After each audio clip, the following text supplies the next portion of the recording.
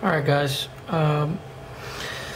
my favorite Kershaws. I'm going to show them here today. Some of you guys may know already, but that is the Kershaw Skyline. I got two different types here. Same knife. One is, of course you guys have probably seen this. This is one Sherman 614 done for me. This is my first Kershaw. Bought it at Walmart, I don't know, maybe a year back. Was my EDC knife, my beater knife for months and months and months, and I just happened to get this one pimped out. This one, of course, they're identical knives. This one happens to be in the ruby red G10 scales. This is a very actually rare knife now, very hard to find. But we're going to go over some of the similarities between the modded one and some of the differences that Sherman did for me here. Now, this one here, in my research of doing it, research and looking up these red G10 scales on these Kershaws, is they just put a few out there. It's kind of like a sprint run, limited run. They put a few hundreds out, and they were only in select stores. I'm not sure if Walmart carried this type of ruby red scales. Every time I seen them, they had just a plain black G10.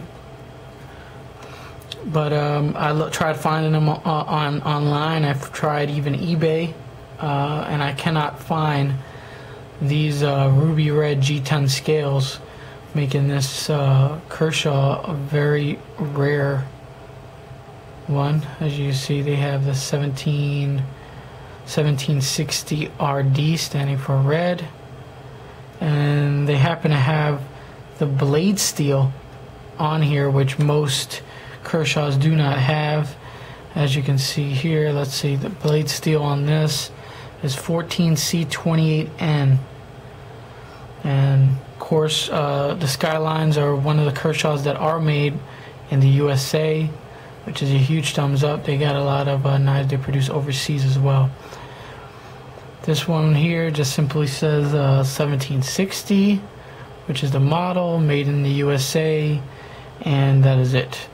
It has a manufacture date here, which is November of 2008, and this one does not have that manufacture date there along the blade. But bee blasted finish on the blade, razor sharp out the box. The Skylines and almost all the majority of Kershaws that I handled have been razor, hair popping out the box. The only thing I don't like about this blade steel is it's very hard to sharpen, at least for me. If you have a quality Spyderco sharp maker or something in that realm, you might be able to get the edge back a little quicker. But that's it. Now, holding these two knives, even this knife with the lanyard on it, is significantly lighter than the one with the red scales. Obviously, this is just a stock one, but these G10 scales that Sherman put on there really help reduce the weight on this. I wish I had my scale with me. I'll probably annotate it or put it down in the description box, the different weights between the two knives. Also, this one here has a milled, he milled out the G10 here, which allows you to really easily access this liner lock and push that knife down. Liner lock locks up nice and center on this. On here, you're going to find it a little bit more tougher. See the difference? You can just see more of the liner right here. It just easy open and closing, makes it a lot easier. This one, you can really just get in there with your nail. You really can't get a good purchase on that. Lock up on both liners are extremely well. No, rock solid, no blade play. When you check a blade, you want to put your finger on the very tip. You don't want to do this because, I mean, you're not giving it any room for any blade play. So you want to get over here Give it a side to side, up and down, and we've got nothing. Very solid. This one, since it's been modded, let's see what we got here. I know I've checked this previously, so I know there's none. No side to side, no up and down, rock solid. To me, these US made Skylines are probably they are my favorite Kershaw. They very lightweight, probably the perfect EDC.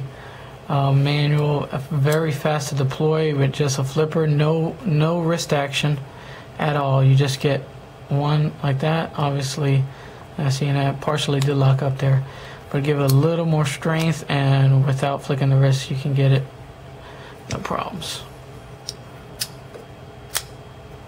All right, super fast deployment, super light, very quality, hardy.